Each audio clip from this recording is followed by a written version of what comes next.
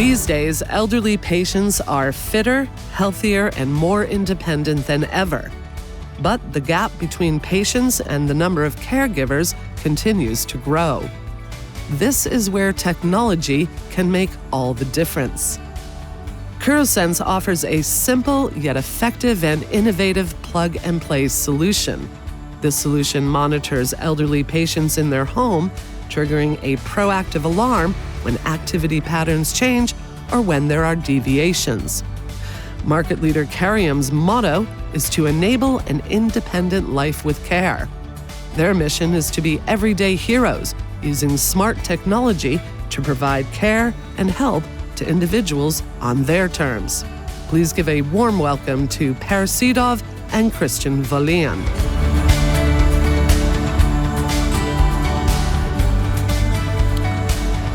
Hello, gentlemen. Hello. So nice meeting you here. Well, listen, I was reflecting a little bit. It was 2-3 years from now, and we weren't even able to host any kind of a conferences because of COVID. But probably another thing which we all learned during that time is how important is the connected care for the society. So as the entrepreneurs yourself, can you tell us a little bit more about how did COVID impact your company? Let's start with you. Absolutely. We kicked off a couple of months or a year ahead of COVID. And we started to produce our solutions in order to capture the need of private people taking care of elderly in their homes. So naturally, the COVID, what it did is that it propelled the requirement, the need for a solution like our solution, Curosense. That's pretty much the fundamental impact. What about you, Christian? So my view would be that the solutions themselves, in many ways, they lend themselves very well to a sort of remote world in many ways. The problems were probably more on the operational side, where you have big sort of alarm receiving centers and your interaction with your customers and their respective organizations.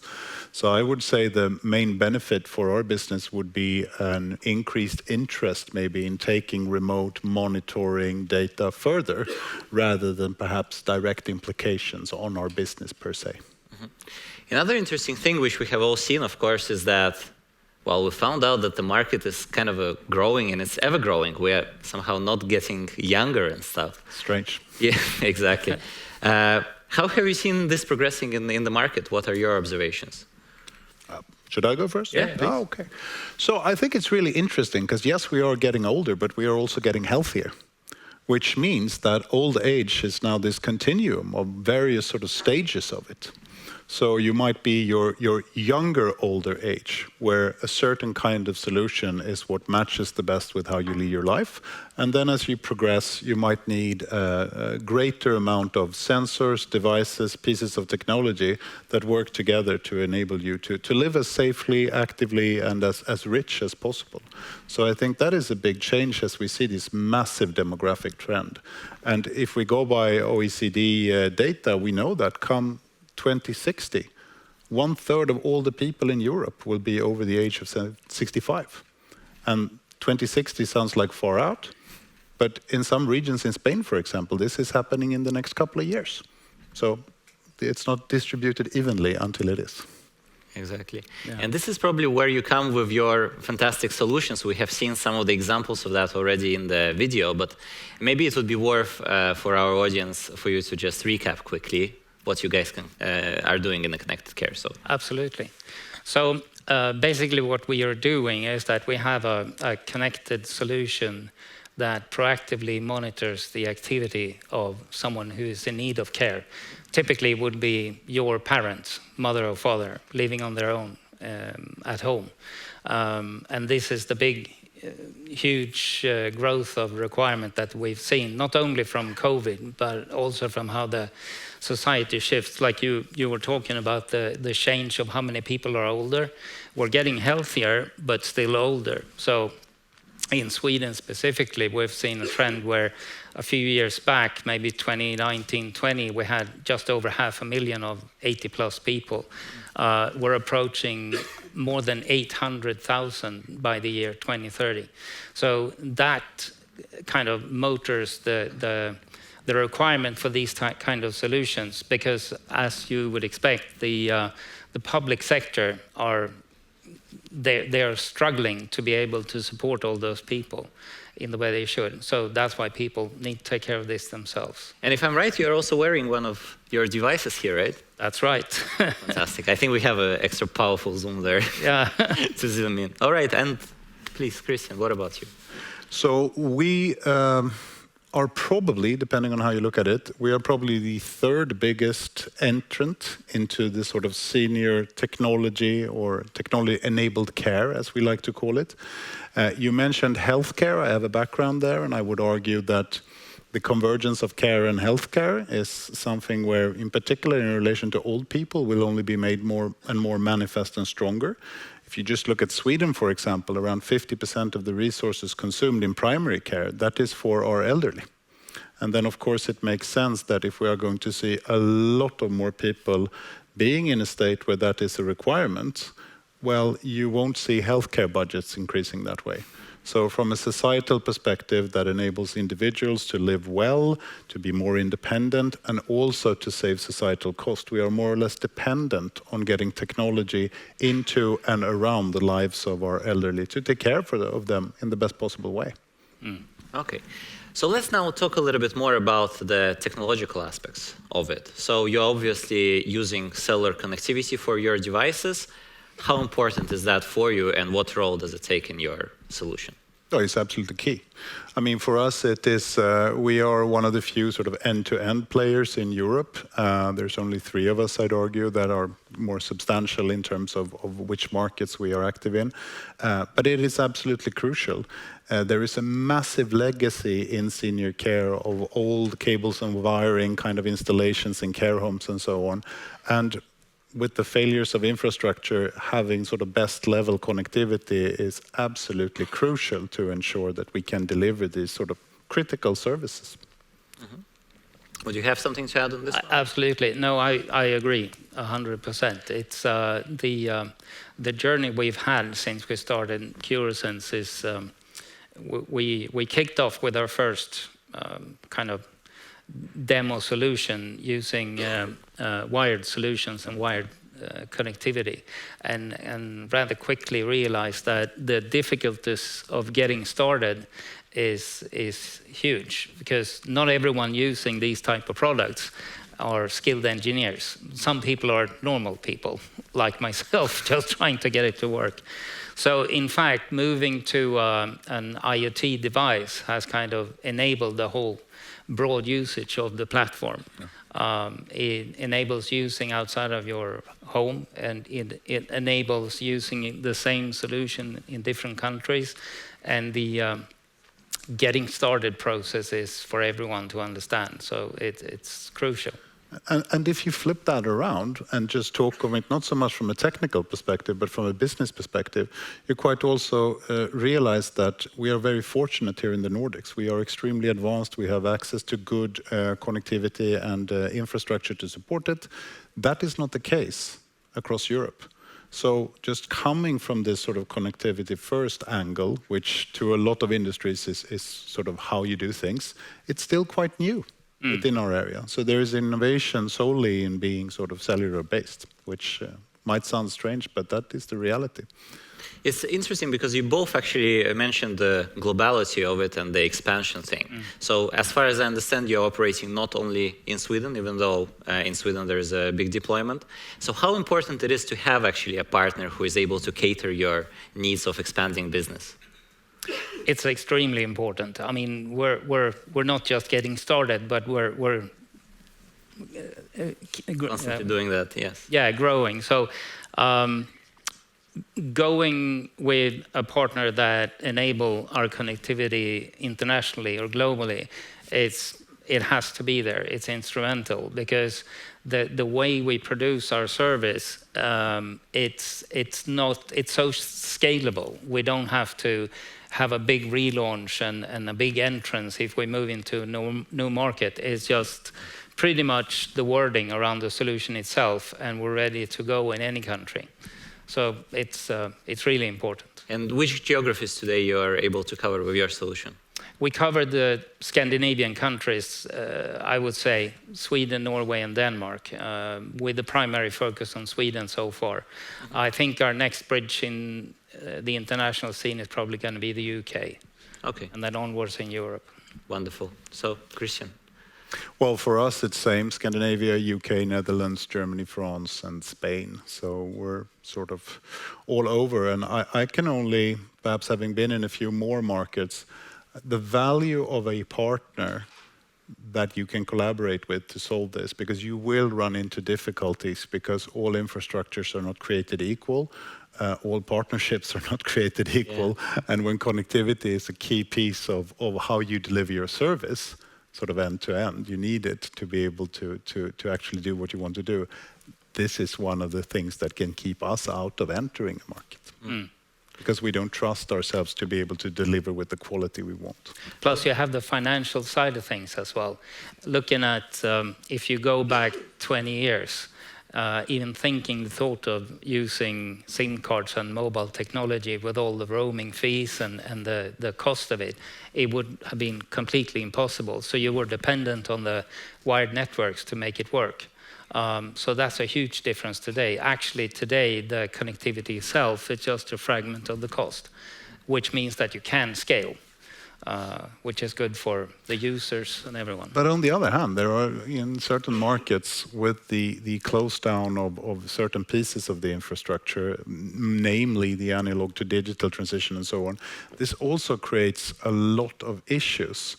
When you are basically forced to have a 99.9% uptime, because otherwise bad things can happen, then you really need to ascertain that you have the best kind of setup, deployment, and partners, because you can't really trust the infrastructure in the UK, since it tends to lead its own life at times. We're pretty fortunate here in the Nordics. And since you're telling that, maybe you can elaborate what has been your experience working in different Scandinavian countries, also outside of Scandinavia. Is there any kind of a big difference in the general perception of those services or the adaptation? Well, the adaptation is different, and I think this is maybe outside of the IoT, but rather how you use the technology. If you go to Spain, you don't take so many alarms, because the Spanish operational model is that you reach out to people. You digitally get into their homes to ask them proactively whether they're okay. And clearly, new technologies might, replace certain of those quite costly activities.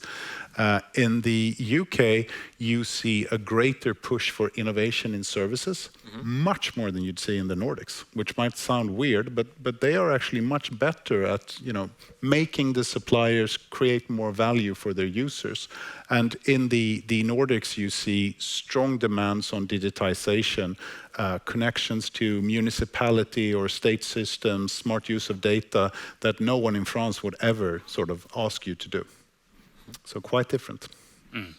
Yeah, but I think that it would be fair rather to say that we here in Scandinavia are in the forefront of the innovation in that regard. Technically, on a sort of technical specs level, yes, we are. But in terms of user value and sort of service innovation, I'd actually say some other European countries have us beat. Mm-hmm. Good. Now, my next question would be actually about the 99.99% service availability, because I think that, well, these devices should be on and should be working. So how important is the design thinking and having the resilience in mind where designing your solution? And can you tell us a little bit more about how Tele2 IoT's connectivity and then the IoT management platform is helping you out in achieving that goal? Absolutely.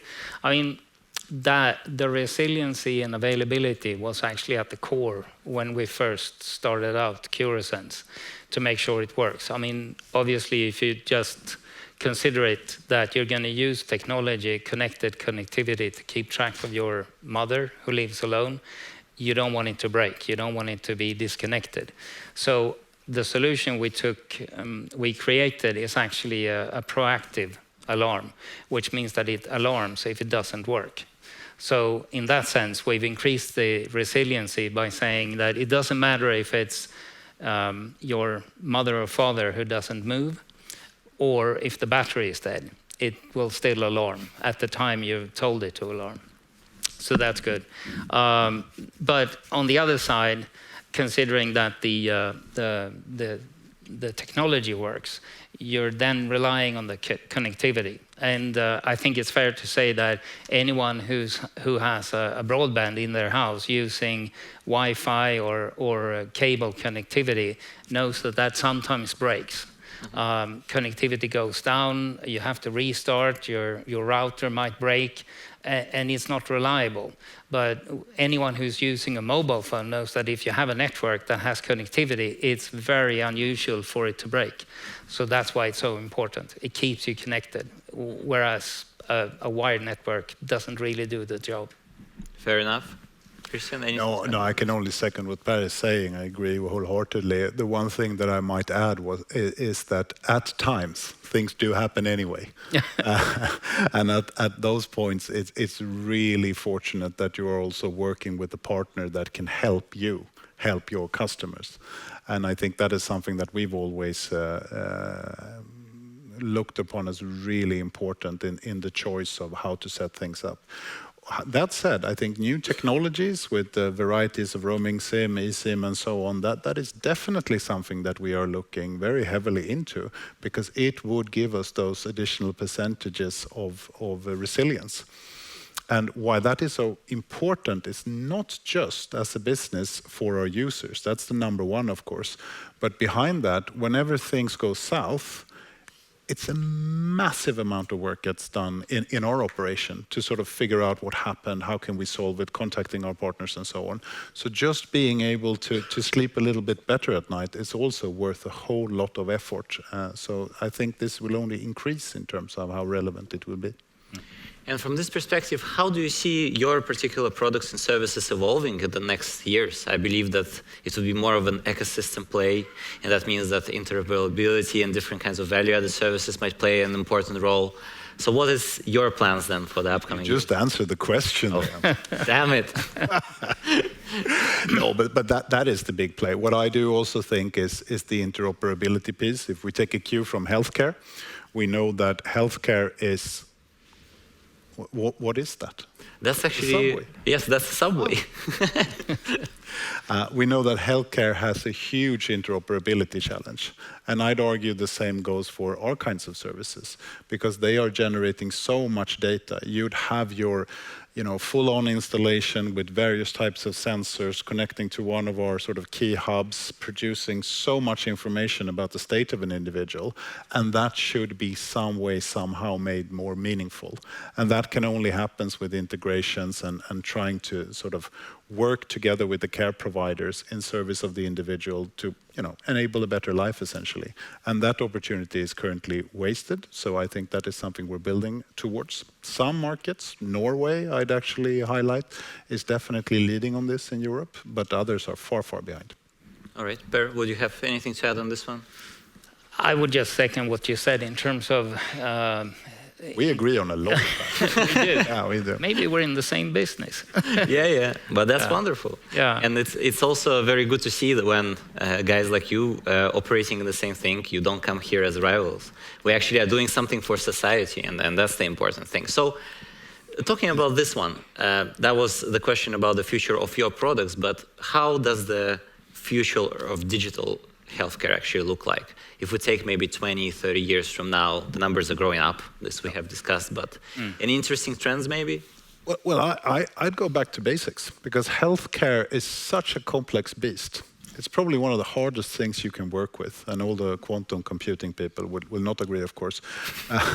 But the problem is that healthcare is so institutional, and some way, somehow, it's usually the taxpayers' money which creates slow, politically driven kind of public systems. And what that means is that if we are to change this, pace is going to be glacial. So you need to do the basics right. So my argument for how healthcare and care needs to change, it's going to go back to the simple sort of sensor technology and the connectivity that goes with it. The more information we can get and make something meaningful out of, the faster we can be with healthcare interventions or additional care packages more suited to the individual's requirement and so on. And that data and input needs to come from somewhere. So I'd say that healthcare is still in for a sort of sensor and connectivity revolution, because it hasn't happened yet. Yeah, would you have? Yeah, absolutely. I think the the fact is that the overall trend is that the requirement is growing exponentially, but the resources are kind of shrinking. And that's a huge problem. And whilst people are getting older and older, expecting to stay living at home for a longer period of time, this needs to be improved. And the technology is probably the only way to help out here. So to kind of elaborate a bit on what you said, I think that the enablement of predictive health is really what's going to happen into the future, is that you use devices like this bracelet to kind of track what's going on. I mean, how's your activeness? Is the trend shifting? How's your pulse? So that you can go out and deal with any kind of issues before they actually arise to a problem. And then you need the integration, because if that data is just kept in this little silo, then it doesn't really matter. It needs to somehow be made available to the people that can set, new things in motion around the individual. Exactly. Plus, precisely because all the devices you put out there is what you would call thin clients. They are not, typically they're just sensors. And you have the kind of cloud-based or central intelligence to take care of all that data. So what you have on your mother or father or the elderly or caretaker is just sensors. The rest is taken care of centrally. Fantastic. Well, that's an exciting future ahead. Well, let me just ask you, Anna, do we have any cool questions from our digital audience? Yes, we do. And we actually got a few questions around 2G and 3G and how you are preparing for them to be retired. Are there any challenges for you that you're facing around this? I believe I can answer that, since we are probably across... if you Google when certain pieces of infrastructure are going to be shut down, you will find that across Europe there are just so many different years when these different countries sort of close this down. So what you need to do is clearly to be ready for that. And our products, thankfully, have a fairly long lifespan, so you can use them for quite some time. But it's also about being innovative around, how can you always ensure that you can always meet the requirements of longevity. So this is a sustainability aspect also, because it makes no sense to spend a lot of money on something that is only good for a year or two. So for us, fortunate to come from the Nordics and have our base there, we're sort of 4G imprinted everything we do, so we're sort of good for now, but we do have older pieces of our portfolio. And then it's about phasing those out and also meeting the customer demands, because these are huge shifts happening in Sweden now, Norway now, and many other markets. So it's a lot of pressure also on our supply chain organization to sort of produce the units required. Fantastic. Listen, guys, we are running out of time, but thank you very much for those insights. And guys, let's have a warm round of applause for Christian and Per. Thank you, guys.